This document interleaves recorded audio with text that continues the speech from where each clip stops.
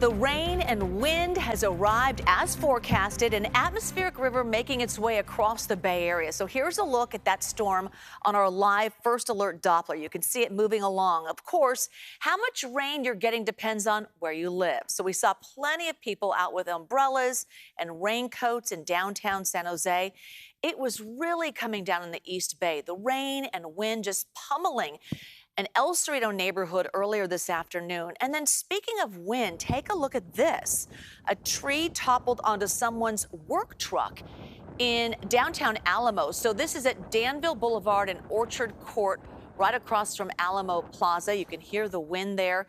Chief Meteorologist Paul Hagan joining me now. Okay, not only are you in studio forecasting, but you actually were out there and you got video of the tree toppled. Just happened to be out and about driving to the post office and saw the Contra Costa Sheriff, because Alamo's unincorporated, the local police blocking it off, and that big old tree coming down. And the poor guy outside the truck on his phone explaining to his boss that a tree fell onto the truck. Everyone okay, though? Everyone is okay. Okay. So fortunately, big mess to clean up. And we had rain and wind aplenty across the Bay Area. Let's take a look at the radar replay over the past 12 hours. So we'll go back to this morning when we had just some light showers for the morning commute. It was breezy already this morning. The atmosphere getting squeezed ahead of the main event rainfall, which moved in this afternoon. These off and on showers giving way to the steadier rain by midday. And then that narrow cold frontal rain band we talked about marched across the entire Bay Area with severe thunderstorm warnings being issued from San Francisco southward down the peninsula into Santa Cruz County, even towards Monterey.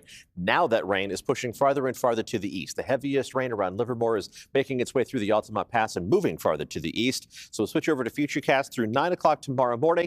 As the steadiest rain exits, off and on showers are still going to be with us. So there are going to be some radar freckles here and there. Keep the rain jacket handy, and still going to be breezy, although not as windy as the conditions we had earlier today. Some of these showers could find enough juice in the atmosphere to become full-fledged thunderstorms through about midday tomorrow. And then we catch just a little bit of a break tomorrow afternoon and tomorrow evening. Let's add up the amount of rain that we have seen so far, and the amounts have varied from just under a quarter inch of total rainfall in San Jose to approaching 1 inch in San Rafael, approaching that same number for Ben Lomond. And the rain is going to keep coming at us in waves. Off and on showers are going to be with us tonight and the first half of tomorrow. Fortunately, the winds have started to back down. The peak gust reached 83 miles an hour in Pacifica this afternoon. Again, all these numbers unofficial until the National Weather Service verifies the data, but we had numerous 40 to 50, even 60 plus mile an hour gusts across the Bay Area. While it's going to be breezy tomorrow, it's not going to be that windy. Some good news there. We will take a look ahead at the next wave of rain headed our way. It's going to be tomorrow night into Friday already. It's coming up in just a few minutes. Did you say radar freckles? Radar freckles. You need to coin that phrase. All right. Thank you, sir. All right. Moving along here, a slick drive out there. Our photojournalist John Anglin is showing us the conditions right now. He's along Highway 4 in Martinez. Got the windshield wipers going. He's cruising along. John, thank you so much for that driving shot there, and take it easy. Not looking too bad at the moment, but you can see a few drops on the windshield. Dark clouds still looming. This is what it looked like earlier this afternoon on Highway 37. So let's go to that, and you can see that the storm's creating some slick conditions along there as well. No signs of standing water, but the rain has only gotten heavier since then.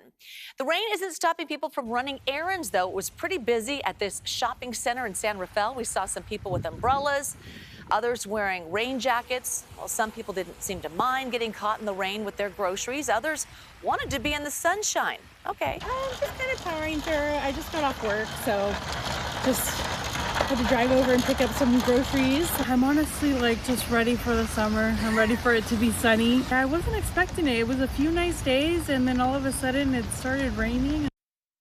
The storm comes amid a pretty active rainy season across parts of the Bay Area. Santa Clara County water officials say their reservoirs have been brimming as of late. So let's send it over to our Len Ramirez. He is by the Lexington River in Los Gatos. So, oh, hey there, Len. How you doing? Good, Juliet. Is it nice and warm where you're at?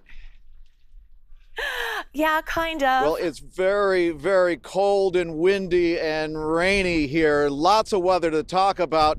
The reservoir levels, as you mentioned here at Lexington Reservoir, the levels are coming up because the rain keeps coming down.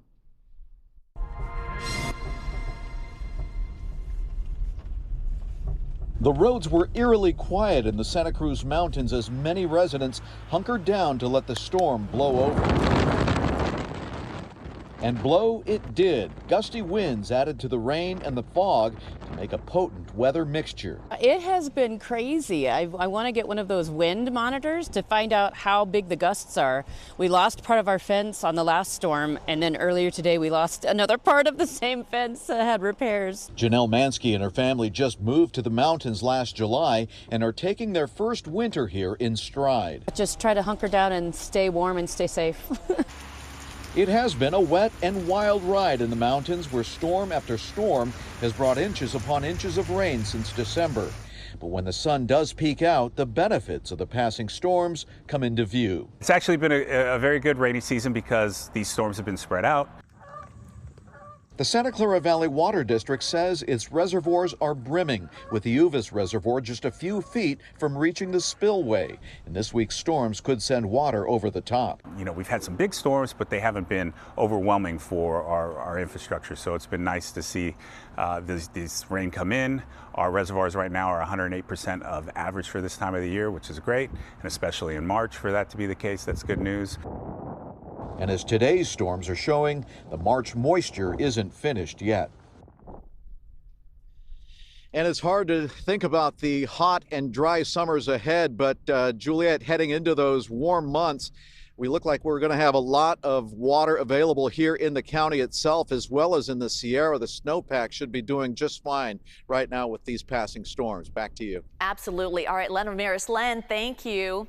So the storm is bringing strong winds along the San Mateo County coast. So this is time-lapse video of waves making a big splash in Pacifica. It's a similar situation in Half Moon Bay. Our Lauren Toms is live there with more. Lauren. Yeah, Juliet, perhaps this is the calm before the rest of the storm. It's dry right now, but it has been wet and windy on the coast today. Authorities expecting the greatest impacts of this storm to hit later tonight. A gale warning and a wind advisory is in effect here in Half Moon Bay, where they're expecting wind gusts of up to 55 miles an hour. Now, I spoke with San Mateo County's Assistant Director of Emergency Management, who tells me it's not the rain they're concerned about with this particular storm, but instead those high winds. The big thing with this storm is that there's going to be a lot of wind that's associated with it. That wind can lead to downed trees, which can block roadways and create dangerous situations, or it can also cause, big widespread power outages, which is something that we're obviously concerned about.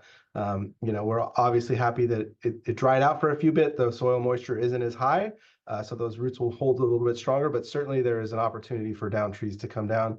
Also, high winds, we could have some leaves, some more material that's plugging up drains. So we could get localized flooding that's occurring not in areas that's not expected that can create hazards on roadway and for drivers and such. But these conditions are ideal for some adrenaline seekers. Perhaps the only people I saw out here on the water today was a group of a few dozen kite surfers who are taking advantage of those high winds to soar up to 50 feet off the water. They say they've been waiting and planning to take advantage of this storm, but they warn what they do is not for beginners. Once you get a little bit of mileage under you, that you could really push it, and then it wouldn't matter because then you have full control of the kite. But as a beginner, I would not recommend them on days like this. No. Now, authorities are on standby for downed trees and power outages throughout the region. Authorities warning people to stay indoors as much as possible and away from the coastline. Juliet? Yeah, absolutely. That is an adrenaline rush. Okay. Lauren Toms live in Half Moon Bay. Lauren, thank you. So the storm also causing plenty of power outages around the Bay Area. So this is PG&E's outage map. The orange and red marks, they show just how large the outages are, the largest outages. And you can see South Bay getting hit especially hard. As of about 3 p.m., more than 49,000 customers, that is, were without power. All right, let's take a live look at SFO now. The stormy weather is causing some headaches for travelers. At last check on the flight tracking site, FlightAware, there's 387 delays and 7 cancellations. Oakland and San Jose airports only have a handful of delays at this hour. We'll certainly stay on top of the storm as it moves across the Bay Area. You can follow our coverage on the air, on our website, or streaming on the free news app. We're also on Pluto TV.